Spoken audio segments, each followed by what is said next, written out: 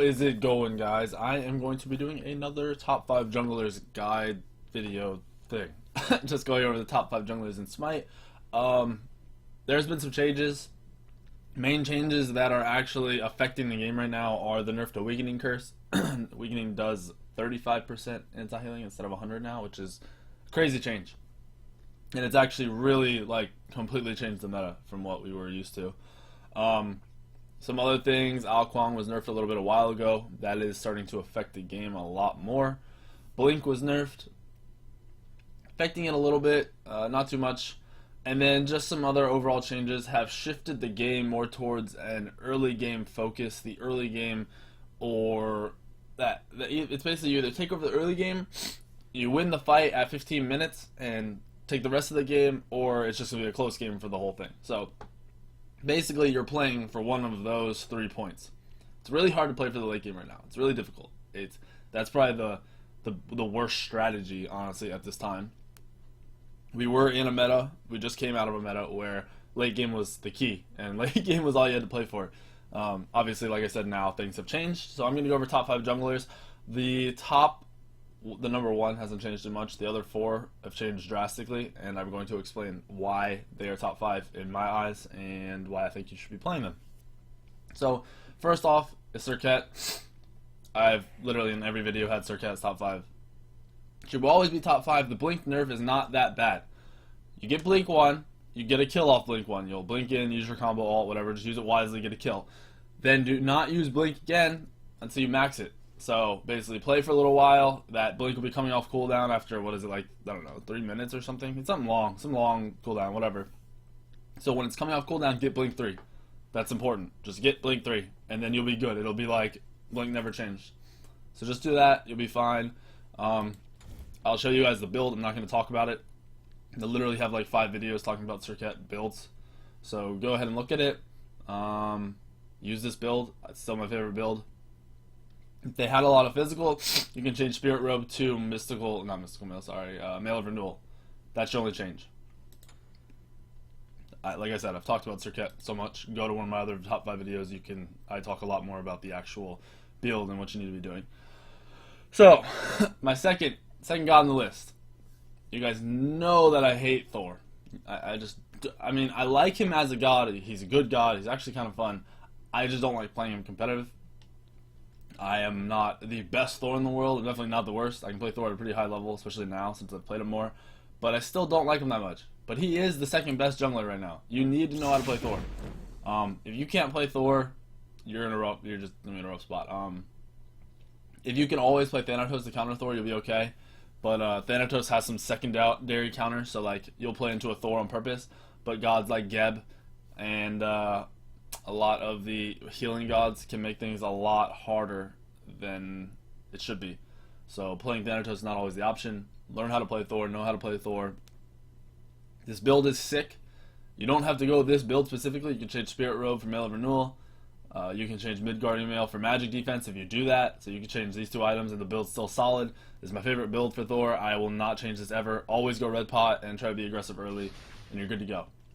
Like Thor, I always have Thor in like 2 or 3 other videos, so go check those videos out if you want to know how to use the abilities a little bit more. Third god on the list, Humbats. Humbats never changes ever. This god is amazing. He's super strong. His team fight's amazing. He doesn't get countered by anything other than really a Wheelix. And you could first pick a Humbats if you really wanted to, just to have that like, alright, I'm playing Humbats and I don't care what the other team's going to pick because it's going to be good no matter what. Build for me has not changed. Once again, can change Spirit Robe for Mail of Renewal if you really need to, but if they have magic and physical damage on their team, this is your build. You can drop out like Malice or Titan's Bane for more defense. It's really, really up to you. Always is. Look to play Humbats for that 15-minute fight I was talking about. They broke the game down into early game, which is going to be like your first 10 minutes is where you want to take over the game. You can play for that 15-minute fight, which is like mid-game in my eyes, or you can play for the late game. So, Serket is more of an all-around early, mid, and assuming you're not behind, you'll be good in late game too. Thor is really, really good in the early game. Is amazing in the early game. Really, really good in the mid game, and then his playstyle changes late game. So you're playing Thor for that early game or that 15-minute fight. and then Humbats comes in, and in my eyes, it's for that late early game-ish, like 10 minutes to that 15-minute fight. That's where you're going to take over a game, you're going to control a game, you're going to do the most. So now we move on to the fourth god you need to learn. Fourth god in my top 5 gods. Everyone is going to hate this. I already know it. I can already see it, hear it, everything. Everyone's going to hate this. It's Nemesis. Nemesis has fallen massively out of the meta. I don't even have a build here for you guys to look at, so we'll do a build here. But Nemesis is amazing at killing tanks. Only tank she has trouble killing occasionally is Wukong, and simply because Wukong can reset. Every other tank Nemesis destroys. The other thing is, I mentioned this is a healing meta. It's an early game focused, or that 15-minute fight focused, early game healing meta. Nemesis destroys healers. I don't care what anyone says. Nemesis can get beads and weakening. Nemesis can get Brawler's Beadstick. Nemesis can get Pestilence if she wanted to. You can get all these items fit into Nemesis builds. You do have to change your build up a little bit and tweak some things, but she's that strong. She also has an ult that takes away all the protections, pretty much 50%, whatever it is, does like half their health, and destroys healers and tanks. Nemesis is a heal, like literally she destroys healers. She's there to kill tanks and healers. That's what she does. So Nemesis is coming back into this meta, whether we like it or not. Her early game is pretty weak. If you pair her with a really good combo in the support mid lane, like that 3-man fight, you can still one-shot somebody just because you're ult. So once you hit level 5, you do have a team fight presence. It just has to be very focused on one smart target. So make sure you're doing that. She excels in the 15-minute fight. She excels in the late game. Once you get Jotuns, a tank item, and Executioner online, you're destroying. Once you get Kins on top of that, you're just taking off. So it really is important for you to learn Nemesis right now if you're planning on playing at any high level and learning how to play against this tanky healing meta bullcrap, because there isn't much that counters the whole meta other than everyone getting anti-healing. So having this to make up for that chance of they get away from the anti-healing is really important. Starter items for me, Bumba's Mask, always. I still think Red Pot is pretty strong. I really do like it. I have there's no reason not to get it. It helps you clear, and if you do have to do a little poke war back and forth, it's actually pretty strong. I like it more than rushing boots, depending on the matchup. If you're playing against like a Thor or... See, Thor can be rough. Thor, your matchup can destroy Thor if he misplays, because if you catch him without hammer, you can insta-kill Thor. There's nowhere he's going. He's going to try to ult, and you can kill him in time, assuming you have another person there with you. Your shield's also nasty. But if he catches you off out of position, say you don't have dash or something, Thor can actually kill you. Like if he catches you without dash and he stuns your shield, he can kill you. That's just the way the matchup works. So know your matchups, know your mid lane jungle matchup versus their mid lane jungle, because if you don't plan on, if you just know you're gonna split mid camps and you're just gonna farm up to level 5, just get boots first. I've always talked about this. I have a guide up for teaching you how to buy in the beginning. Buy boots first. I was actually playing a competitive game, what was it, like 5 days ago, something like that, and I went like this. I started with, where is it? Where we at? Alright, so this is my starter. I went Bumba's Mask, Boots 1, 2 health pots, and 1 mana pot. I had a buttload of extra gold left over, and that was because I was playing against a healing comp. I wanted to get Boots online, and I wanted a weakening curse right after Boots. So actually, in my first back, I just farmed for the beginning of the game. In my first back, I bought full Boots, and I bought a weakening curse. So I was ready to go. Like, this start was perfect. It set me up for that 10, like getting to that 10-minute fight and doing what I needed to do. That's what was really important. So you really have to prioritize what you're doing, what your plan is. And if you don't know, just go red pot and try to just clear and do your thing and have a little bit slower farm. It's not that big a deal in casuals, ranked, whatever. It's not that big a deal. Once you get up to the competitive level, you really don't want to waste your time doing those things. So, like I said, that's your starter build. We will go ahead and do full build now. Warrior Tabby Boots, key. She's an auto attack god, blah, blah, blah, blah. She bursts really hard with her 2 early game. It hits like a truck. It's actually pretty sick. And here's where things can change. I really like rushing Jotuns. I think Jotuns is the best right now. Like I said, you're there to kill the healers. You will shift into an auto attack build after Jotuns, but early game, you want to get as many ults off as possible. You want to be able to burst healers down. That's what's important. Or tank, sorry, either one. They both go hand in hand in my eyes. You can go the new, what people are doing, they're getting Bluestone after Boots. if you could do this, if you like get a decent farm and you're able to do this, Bluestone actually procs on everything but the shield on Nemesis. So it's very, very easy to get 2 stacks up on somebody, and it actually makes you hit like a truck. You get some extra mana, which isn't that important. You don't use too much mana on Nemesis unless you're just using all your abilities and fighting all the time. But this is a viable option. I'm not going to sit here and tell you exactly when you should do it, because it's really preference whether this is a build you like or whether you just want to get that CDR online. So you make the call, you try out both, you let me know what you think. I haven't been doing that lately. I've been going Jotuns, I go into an Executioner, I go into a Concise, and this build is okay right now. So you're going into auto attack, like I'm going to shred tanks and healers type build. Even if they're building defense, you're going to shred them. I do this because you have a shield which heals you for a buttload, assuming you use it right. It's really hard for people to get a full combo of damage off on you if they aren't catching you out of position. So just try to position well and go for this damagey build. If you don't think you can do that, you can drop, you get Executioner, and then drop into some defense. Depending on like all my builds, you can go Spirit's Robe here if they have a decent amount of magic damage. If they don't, then you can go ahead and go Mail of Renewal. Mail of Renewal is really strong. You're not capping out on CDR, but you... Oh, wait, sorry, you are capping out on CDR. I don't know why. That was weird. So you're capping out on CDR, which is going to allow you to ult a million times. Even with Spirit's Robe, you're also capping out on CDR. It's a really strong build. And then if you do this, you're going to move into the Concise. And then I like to go Aussie. That's the last item? I don't know why it's not here. It's weird. Okay, so this is my full build. This is usually Spirit's Robe right now because, like I said, everyone's running these healing comps where they have magic damage. So you're going to want to go into Spirit Robe. This is my full build on most times. I do like to get Kins before Spirit Robe and Spirit Robe after. Simply because once you get Kins online, you're actually shredding tanks. And then the added attack speed lifesteal is just nice for sustaining, and just like I said, you have Concise, you're killing tanks, you're killing healers, or what, like you're good to go. And the idea is to burst people down before they can heal up or reset, because warriors like to reset a lot or just be in your face and then reset after they've been in your face for the whole time, outpoke you. So look to kill tanks, look to kill people out of position, and look to kill the healers. That simple. That's all you gotta do.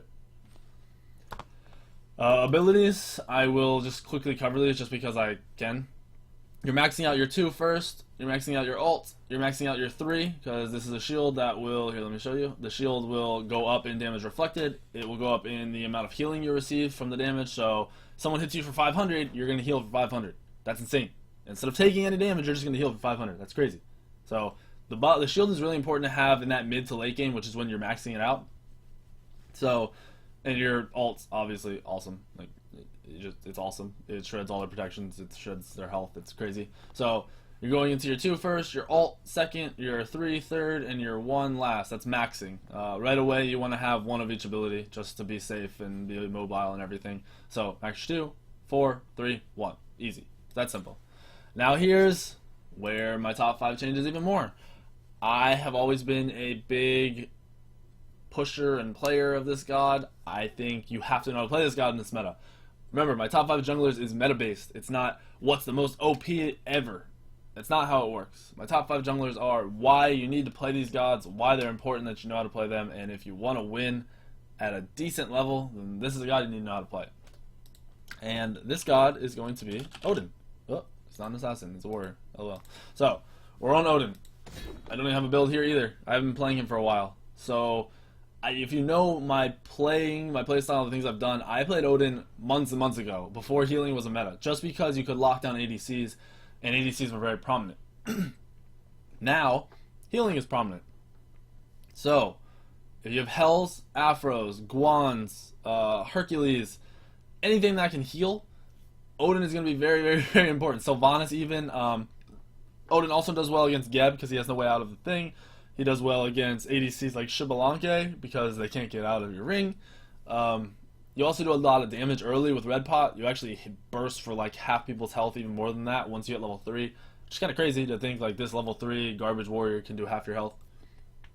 Especially with a Bumba's Mask. So that's basically why and who you should play Odin against. And I really think if you don't know how to play Odin as a jungler, you're going to be forcing Odin to the support role or the solo role where it's not that strong. It is very, very strong in the jungle. Like I said, its early game is a ton of damage, and your mid game fight, being able to lock down and cancel the healing is very important. So you're playing this god for that 10, not even 10. You're playing it from the start of the game, you're doing a lot of damage, maybe level 2 on to that 15-minute mark. And if you guys can get a lead in that time, or at least get your carries or those people you plan on doing all the damage in that late game, if you can get them ahead in that time, then you're good to go. Odin is not there to carry the game. He's there to set up, lock down, and make your team do what they gotta do. It's that simple. That's all you gotta do. This god I always go red pot on. It helps you clear a ton. Like I said, you can poke for half of people's health. If the mid lane plays aggro and they aren't ready for it, and you land on them with a bird bomb, that's your 2 and your 1 proc at the same time. So you proc your 2, it's your shield, and then you jump on them. It's half their health. I'm not joking. It's actually half their health. You try it. I promise you it's half their health. I do it all the time. So red pot is what you're looking at, and then my normal start with 3 health pots and 2 mana pots, and you're good to go. So that's starting every game, no matter what. I always do this. I've never ever gone boots or blink at the start, so this is what you want. So your damaging items are going to be Warrior's Tabby. Here is where your build can change. If you are doing damage and not getting extremely blown up, Jotun's Wrath is your second item. If you are getting blown up, then you probably want to get some defense. And this is my same as always. Go Spirit's Robe or go Mail of Renewal. It's your option. If you're getting blown up in focus, this is what you do. Usually, I don't get blown up because they want to kill my squishies and I can position properly. Just don't waste your bird bomb on, like, don't jump into 5 people and insta-die. That's the main thing you gotta worry about. So, oh, hold on, you guys can hear the phone in the background, sorry about that. So, people call me during the day all the time. I don't even know why I have a house phone, first off, but I never answer the phone because it's always someone selling something. Because no one important is gonna be calling at, what is it? It's like 11 a.m. for me, 12, it's too early for this shit, I don't know. So, anyway, Warrior Tabby, Jotun's Wrath, and then we are going to go into some defense. This is Spirit's Robe. You can mix this up. Like I said, you go Spirit's Robe here and then Jotun's Wrath. You can go Jotun's Wrath and then Mail of Renewal. Just max out your CDR, max out your defense appropriately for what you're playing against, and you will be happy and you'll do some work. Next is where we will pick up more defense. My defense changes. Like, Odin is one of those things that's very, very based on their team comp. So they have a lot of magic damage. You're going to be building some magical defense. Pestilence is awesome. It's not necessary just for when you don't have your ult up for anti-healing. Runic Shield is awesome if they have some attack speed. If they have a Freya and an ADC or just a Freya that you want to counter, Runic Shield is awesome.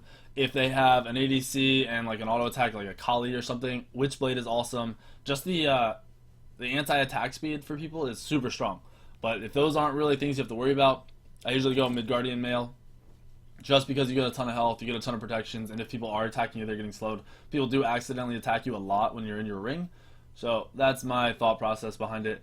Now, my build varies back and forth right here. You can pick up some more defense and get like a Rune Forage. Just because you've already built so much defense, this is the one time I really do like Rune Forage. And also because of the active you can get. If I'm going this tankier build where I have 3 tank items and then I'm finishing with a Titan's Bane, this is my full build sometimes, I'm going to go into a different active. I'm going to get Shield of the Underworld, 110,000%. Because you're standing in their face, in a ring where they can't move.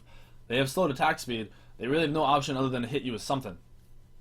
So you pop that Shield of the Underworld and they're going to destroy themselves. Even if they're attacking slow, they are actually going to do a lot of damage to themselves. So this is a build I really do like. It can be rough. If they have some lockdown, you usually can't afford not to have beads. But if you can get away without having beads and you can get Shield of the Underworld and Blink, you'll be good to go. Just remember to max your Blink around like 10 minutes and you'll be okay. But this is an okay build. If this isn't what you're looking for, you're going to go a more damagey build, you definitely 100% want to have beads just so you can use your abilities again and get out and be safe. So I would still go Mid-Guardian Mail this. I change up my build here. I like to get some attack speed if I'm not getting focused and I'm able to do whatever I want. I get Executioner.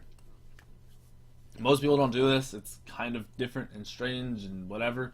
But I like doing it because in those team fights where I'm trapped in a circle with somebody and nobody can get out and I'm not even getting focused, they're just trying to run from me, I can just whack them down with Executioner.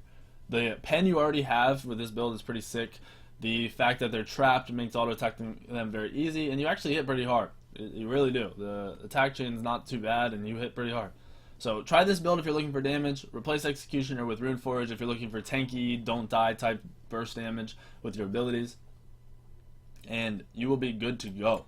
You want to start with your 1 just for clearing camps at the very, very beginning of the game. You're going to max your 2. You are then going to max your 1. You are then going to max your 3 more than likely, and then your ult. I just like maxing the 3 because it is a little bit more damage. It's not too crazy, and the duration of the slow is a little bit more. It really isn't that important. If you're maxing the ult, you're slowing their attack speed a little bit more. So if they have a bunch of ADCs or a bunch of auto-attacking gods, maxing your ult could be better. Either way, do what you want. Just make sure you max your 2, and then your 1, you'll be doing a ton of damage, and that's the most important thing. That's the most important part of your build. So, like I said, I showed you guys the build. It's not here now. Sorry about that. These are my personal top 5 gods. If I was going to throw out like a 6th god to just for you all to look to focus on, it probably would not be an assassin. Actually, I would more than likely want you to be working on Athena, like I always say. I love Athena, and then give out Weak3n a try. I think Weak3n, I don't want to tell you guys top 5 right now because I haven't played him, especially too much after the nerf. I've never played him in a scrim or anything, so I don't have enough knowledge to give you on Weak3n, but I do think he still does a lot of damage. I think he's got a lot of control, and if you learn how to play him properly, he'll probably be in top 7 junglers in Smite. So work on some Athena outside of the top 5, work on some Weak3n to be ready for him, because I do think he will be very strong, especially in ranked. So yeah, that's my top 5 gods, and the reasons why I think they're top 5. If you have any questions, any comments, you know, all the normal stuff, throw them in the comments below. You can tweet me on Twitter. My Twitter is all over the place. You can find it. Come to my stream when I'm streaming and ask questions. I answer tons of questions in stream. Pretty much the whole time I'm just talking to you guys and answering as many questions as I can. And yeah, I hope you guys like the video. Please like and subscribe, and I will be back in a few, probably tomorrow, with another guide. So I'll see y'all later. Redstone. Oh, this you crazy mother.